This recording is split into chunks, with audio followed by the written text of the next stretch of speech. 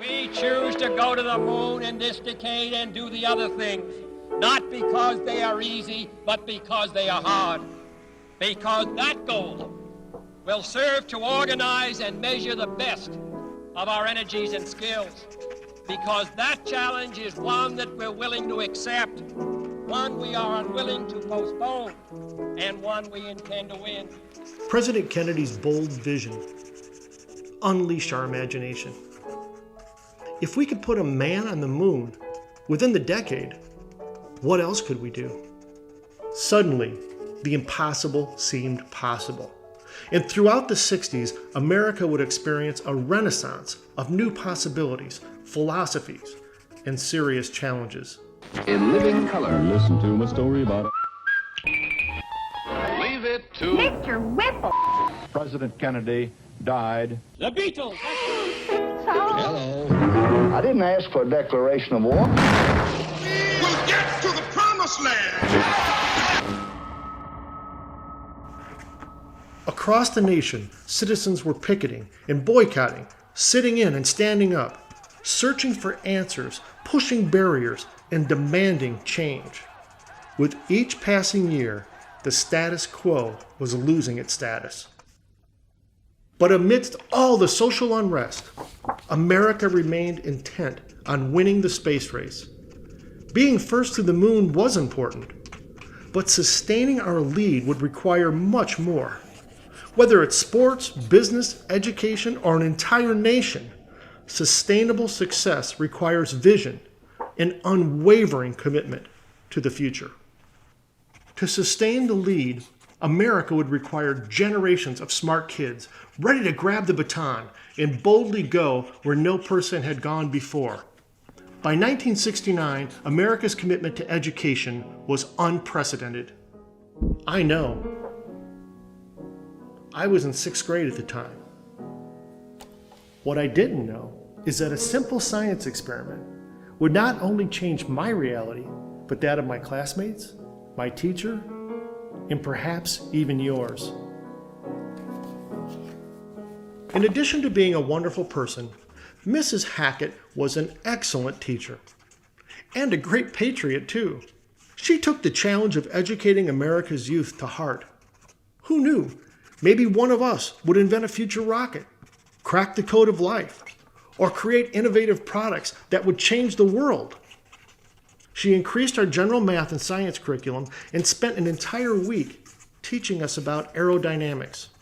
At the end of the week, she announced, "We're going to test our knowledge by conducting a paper airplane contest. At the conclusion of the experiment, we will evaluate the winning plane to determine why it has flown the farthest." We were each given a piece of construction paper. Armed with our newly acquired knowledge, we carefully crafted what we each believed would be the winning plane. Remember what we learned. The sharper the wings, the less drag. The less drag, the farther your plane will travel.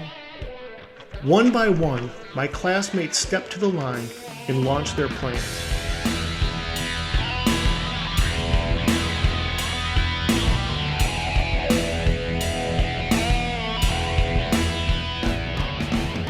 A few planes barely flew 5 feet, while others traveled surprisingly far. The class was ready to declare a winner when Mrs. Hackett noticed one boy had yet to take his turn. Come on, Jeff, hurry along. Everyone waited with great anticipation. And then Jeff revealed his masterpiece. As the crowd began to snicker, Jeff responded accordingly.